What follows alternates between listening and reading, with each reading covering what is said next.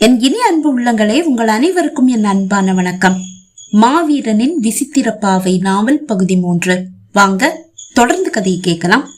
குடிசைக்குள் சென்ற தனுஷின் வரவை ஆவலாய் எதிர்பார்த்தபடி மெல்லிய பதற்றத்தோடு குடிசையின் சாத்தப்பட்ட கதவையை பார்த்து கொண்டிருந்த பாலு, சந்திரன், ஆரண்யா, அப்பா, ஆறுமுகன் நால்வரும் ஊன்றுகோலின்றி குடிசை கதவை திறந்து கொண்டு வெளியே வரும் தனுஷை கண்டு தங்கள் விழிகளை நம்ப முடியாமல் விழிகளை இன்னும் அகல விரித்து பார்த்தனர். தங்கள் முன் புன்னகையோடு வந்து நிற்பது தனுஷ் தானா? தனுஷ், உன்னால ஸ்டிக் இல்லாம நல்லா நடக்க முடியுதா? ஆரண்யா அப்பா வியப்போடு கேட்டார். நடக்க முடியுதாங்கள். இதுக்கு காரணம் ஆரண்யா தான். என்னுடைய மகிழ்ச்சிக்கு அளவே இல்லாங்கள். ஆரண்யா 10 வருஷமா என்னுடைய வரவுக்காக தான் இந்த குடிசையில தவம் இருந்ததா சொன்னா. அவ எதிர்பார்த்து காத்திருந்தது என்னதான்னா, அவளை முழு மனசோட ஏத்துக்க நான் கடமைப்பட்டிருக்கேன். இப்படி ஒரு பேரழகிய, இவ்வளவு உண்மையா ஒருத்தனுக்காக எதிர்பார்ப்போட காத்திருக்கிற ஒரு பொண்ணை அடைய உண்மையிலேயே நான் கொடுத்து வச்சிருக்கணும். நான் இப்பவே என்னுடைய அப்பா அம்மா கிட்ட பேச போறேன். சீக்கிரமா எங்க கல்யாணத்தை நடத்தி வைக்க சொல்ல போறேன். இதுல உங்களுக்கு சம்மதம் தானே அங்கிள்? மூச்சு விடாமல் அவன் பேச ஆரண்யா அப்பா விழிகள் நிறைந்து வழிந்தது. பரிபூரண சம்மதம்பா. என்னுடைய மகளுக்கு இப்ப 25 வயசு ஆகுது. இந்த ஊர்ல எந்த ஒரு பொண்ணும் 25 வயசு வரைக்கும் கல்யாணம் செஞ்சுக்காம இருந்ததே இல்ல. என்னோட பொண்ணு மட்டும்தான் தன்னுடைய கணவனை காத்து 10 வருஷமா இந்த குடிசையில தவம் இருக்கிறா. அவளுக்கு கல்யாணம் நடக்க போகுதுன்னா எனக்கு சந்தோஷமா இருக்காதா? சீக்கிரமா உன்னுடைய அப்பா அம்மா கிட்ட பேசுப்பா. உடனே முடிஞ்சா நாளைக்கே உங்க அப்பா அம்மாவை வர சொல்லு. அடுத்த நாளே உங்க கல்யாணத்தை ஜாம்னு நான் நடத்தி வைக்கிறேன் என்று கூறியவரின் விழிகள் ஆவலாய் குடிசைக்குள் ஓடியது. ஆரண்யா என்று அவர் அழைக்க வசீகர புன்னகையோடு வெளியே வந்த ஆரண்யா, என்னப்பா என்று கேட்டாள். இப்பதான் உன்னுடைய தவத்துக்கு விடை கிடைச்சிடுச்சேமா. இனிமேலும் இந்த குடிசையில நீ இருக்கணுமா? அப்பா, தனுஷ் என்னுடைய கழுத்துல தாலி கற்ற அந்த நாள் வரைக்கும் நான் இந்த குடிசையில தான் இருந்தாகணும். அப்பதான் என்னுடைய தவம் முழுமை பெறும். அவள் கூற அவளை நினைத்த போது உண்மையிலேயே தனுஷுக்கு பெருமையாக தான் இருந்தது. தன்னை அடைவதற்காக 10 வருடம் தவம் இருந்தவள். இப்படி ஒரு பாக்கியம் யாருக்கு கிடைக்கும்? அவன் விழிகள் ஆரண்யாவை ஆறு தழுவ அவள் விழிகளோ ஏக்கமாய் அவனை பார்த்தது. அந்த பார்வை அது அவனை அவளிடம் சுண்டி இழுக்கிறது. என்னோடு பள்ளி கொள்ளவா என்று அந்த அழகிய விழிகள் தூது விடுகின்றனவே. ஏன் இவளுக்கு இவ்வளவு அவசரம்? 10 ஆண்டு காத்திருந்தவளுக்கு இன்னும் ஒரு 4-5 நாட்கள் காத்திருப்பது கடினமா என்ன? ஆக்க பொறுத்தவளுக்கு ஆற பொறுக்க மனமில்லையோ? இவள் மீது வீழ்ந்த விழிகள் இவள் மீதே வீழ்ந்து கிடக்க துடிக்கிறதே. இவள் என்ன தன்னை வசியம் செய்யும் மோகினியா? அவனுக்கு சந்தேகம். சார், நம்ம இங்கிருந்து போயிடலாம்.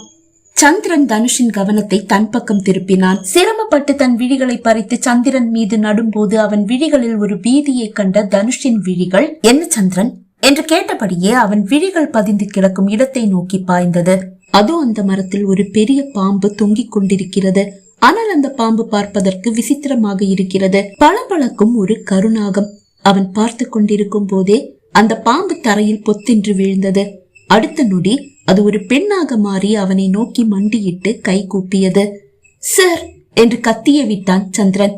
தனுஷின் விழிகள் வியப்பில் அகல விரிந்து பின் லேசான பீதியை பிரதிபலிக்க அனைவரின் கவனமும் அவன் விழிகள் பதிந்து கிடக்கும் இடத்தை நோக்கி பாய்ந்தது. ஆனால் அதற்கிடையில் அந்த பாம்பு பெண் காணாமல் போனாள். தனுஷின் அருகில் வந்த ஆரண்யா, என்ன தனுஷ், எதையோ பார்த்து பயப்படுற மாதிரி தெரியுதே என்றாள். ஆமாங்க, ஒரு பொண்ணு பாம்பா மாறினா, அந்த பாம்பு திரும்பவும் பொண்ணா மாறினா, அதை நான் என் கண்ணால பார்த்தேன் சந்திரன் கூற. என்ன, பொண்ணு பாம்பா மாறினாளா? ஆரண்யாவும் அவளது அப்பா அண்ணனும் வியப்போடு கேட்க பாலு அதிர்ச்சியோடு சந்திரனை பார்த்தான். டேய், உனக்கும் பைத்தியம் முத்திடுச்சா? அவன் செவியில் மட்டும் விழும்படி அவன் கேட்டான். ஆனால் பாலுவுக்கு பதில் சொல்லாமல் தனுஷை பார்த்தவன், சார், நீங்களும் பாத்தீங்கல்ல என்று கேட்டான். ஆமா, நானும் பார்த்தேன். ஆனா அது எனக்கு மட்டும்தான் தெரியுதுன்னு நினைச்சேன். அது என்னுடைய பிரம்மனு கூட நினைச்சேன். ஆனா சந்திரனும் பார்த்ததால உண்மைன்னு இப்ப உறுதியாயிடுச்சு. இது எப்படி சாத்தியம்? வியப்பு மேலோங்க ஆரண்யா அப்பாவை பார்த்து கேட்டான் தனுஷ். இது அசாத்தியம்தான், ஆனா எங்க ஊர்ல சாத்தியம் அவர் கூற புரியாமல் அவரை பார்த்தவன், அது எப்படி அங்கிள் என்றான். இந்த ஊர் வரலாறு என்னன்னு தெரிய உனக்கு வாய்ப்பில்ல. உன்னுடைய அப்பாவுடைய ஃப்ரெண்டு, அதாவது என்னுடைய ஃப்ரெண்டு கலிங்கநாதன் அதை சொல்லி இருக்க மாட்டான். விரக்தியில் சிரித்தவர், அவனுக்குதான் இந்த நம்பிக்கையில எல்லாம் நம்பிக்கை இல்லையே. நான் சொன்னது கூட நம்ப அவன் தயாராகலையே. தயாராகி இருந்தா இந்த ஊரை விட்டு அவன் போயிருக்க மாட்டானே. சரி, அதை விடு, நான் இந்த ஊரோட சரித்திரத்தை உனக்கு சொல்றேன் என்று கூறியவர் தோட்டத்திற்குள் மெல்ல அடி எடுத்து வைத்தபடியே பேச்சை தொடர்ந்தார். இந்த ஊரு ஏன் ஒரு தனி தீவு மாதிரி வெளியாட்களோட ஒட்டாம இருக்குன்னு தெரியுமா? தெரியலாங்கள். இந்த ஊரு எந்த அரசாங்கத்துக்கும் சொந்தமானதில்ல. சிவனடியார்னு சொல்ற ஒரு மந்திரவாதி எந்த தொல்லையும் இல்லாம நிம்மதியா சந்தோஷமா வாழறதுக்காக இந்த மரகத வனத்தை தன்னுடைய சக்தியால உருவாக்குனார்னு என்னுடைய முன்னோர்கள் சொல்லி நான் கேள்விப்பட்டிருக்கேன். சிவனடியார்னு சொல்ற அந்த மந்திரவாதியும் கங்காதரின்னு சொல்ற ஒரு பெண் மந்திரவாதியும் ஒரு குரு கிட்டதான் தங்களுடைய வித்தைகளை கத்துக்கிட்டாங்களாம். அந்த குருவுக்கு சிவனடியார் மேல ஒரு தனி பாசமாம். ஏன்னு கேட்டா, அந்த சிவனடியான்னு சொல்ற அந்த மந்திரவாதி மனுஷங்களுக்கு நன்மை செய்யணும்னு ஆசைப்பட்டாராம். ரொம்ப ரொம்ப நல்லவரா இருந்தாராம். அதனாலதான் குருவுக்கு அவர் மேல ஒரு தனி பாசமாம். ஆனா இந்த கங்காதரி இந்த உலகத்தையே ஆட்டி படைக்க ஆசைப்பட்டாளாம். அதனாலேயே தன்னுடைய உயிர் போற நேரம் தனக்கு ரொம்ப பிடிச்ச சிஷ்யனான சிவனடியானுக்கு குரு சொல்லி கொடுத்த அந்த மந்திரத்தை வசப்படுத்த சிவனடியான காதலிக்கிற மாதிரி நடிச்சு அவனை கல்யாணம் செஞ்சுக்க ஆசைப்படுறதா சொல்லி அவனை தன்னுடைய அழகுல மயக்கி அவனை நம்ப வச்சு அவன் கூட ஒரு இரவையும் கழிச்சிருக்கா இந்த மந்திரவாதி. அதனாலேயே இவ தன் மேல உயிரையே வச்சிருக்கான்னு சிவனடியானும் நம்பிட்டானாம். சிவனடியான் கங்காதரிய கல்யாணம் செஞ்சுக்க ஆசைப்பட்டிருக்கான். ஆனா அவளுக்கு அவன் வசம் இருந்த அந்த ரகசிய மந்திரங்கள் மட்டும்தான் தேவையாயிருந்தது.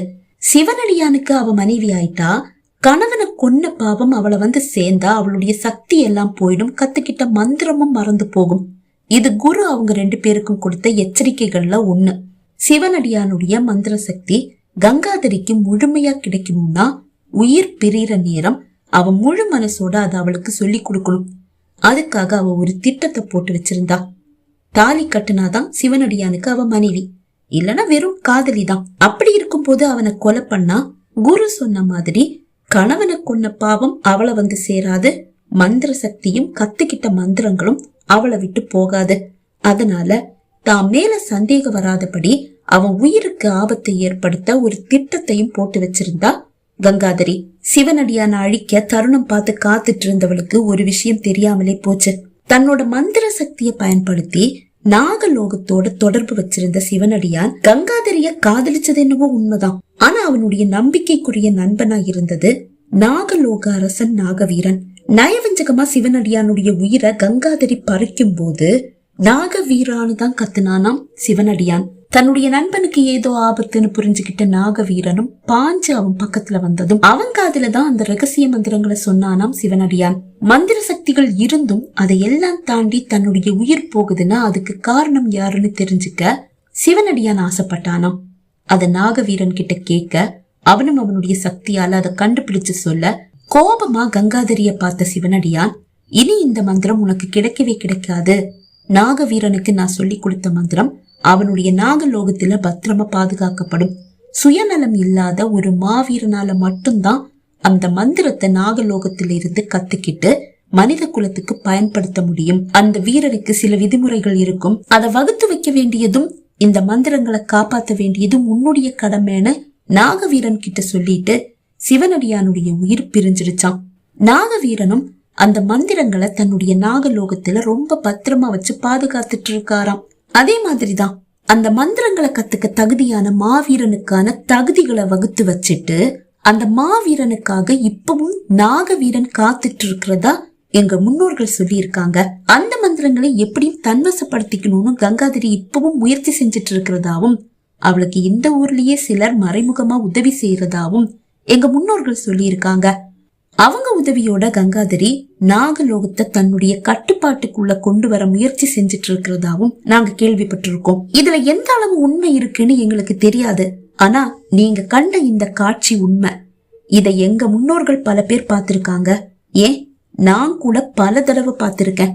மந்திரங்களை ஒப்படைக்க தகுதியான மாவீரனை தேடி நாகலோகவாசிகள் மரகத வனத்துல சுத்தி திரிகிறதா ஒரு நம்பிக்கை. இதுல வருத்தப்பட வேண்டிய ஒரு விஷயம் என்னன்னா, உன்னுடைய சின்னத்த பொண்ணு ஆருத்ரா அந்த தீய சக்திக்கு துணையா இருக்கா. அதை இந்த ஊரே கண்ணால பார்த்தது. அதுக்கப்புறமா இந்த ஊரே அவளை வெறுத்து ஒதுக்கி வச்சிருக்கு. ஆனா அவனா எந்த தீய சக்திக்கும் துணை போகலன்னு சொல்லிட்டு தெரியுறா. அவளுடைய குடும்பம் கூட அவளை வெறுத்து ஒதுக்குது. அப்படி இருந்தும் அவ அந்த தீய சக்திக்கு இப்பவும் துணையாதான் இருக்கா. ஆரண்யா அப்பா கூற தங்கள் செவிகளை நம்ப முடியாமல் தனுஷ், பாலு, சந்திரன் மூவரும் ஒருவரை ஒருவர் பார்த்து கொண்டனர். என்னோட சின்னாத்த பொண்ணோட பேரு நாங்கள் தனுஷ் கேட்க, அவ பேரு ஆருத்ரா. ஆருத்ராவும் ஆரண்யாவும் சின்ன வயசுல ஃப்ரெண்ட்ஸா தான் இருந்தாங்க. 10வது வரைக்கும் ஒன்னாதான் படிச்சாங்க. 2 பேருக்கும் ஒரே வயசுதான். ஆனா என்ன பண்றது, அவ தீய சக்திக்குள்ள துணை போறா. அதனால அவளுடைய ஃப்ரெண்ட்ஷிப்பே வேண்டான்னு சொல்லி ஆரண்யா அவளை வெறுத்து ஒதுக்கி வச்சிருக்கா. அதற்குள் உணவு தயாராகி விட்டது என்று ஆரண்யா அம்மா வந்து கூற, ஆரண்யாவை பார்த்தார் அவள் அப்பா. என்னம்மா, நீ இன்னைக்கும் காய்கனியை தான் சாப்பிட போறியா என்று கேட்டார். ஆமாப்பா, இவர் என்னுடைய கழுத்துல தாலி கட்டுற வரைக்கும் நான் என்னுடைய விரதத்தை முடிச்சுக்க முடியாது. அவள் கூறியதை கேட்டு தனுஷின் மனம் குளிர்ந்தது. சரிப்பா, நாம சாப்பிடலாம் வாங்க. ஆரண்யா அப்பா அழைக்க, காதலோடு ஆரண்யாவை பார்த்தவன் அவளை பிரிய மனமில்லாமல் அவள் அப்பாவோடு நடந்து சென்றான். பகுதி 3 நிறைவடைந்தது. பகுதி 4 உங்களை சந்திக்கும் வரை விடை பெறுகிறேன். நன்றி, வணக்கம்.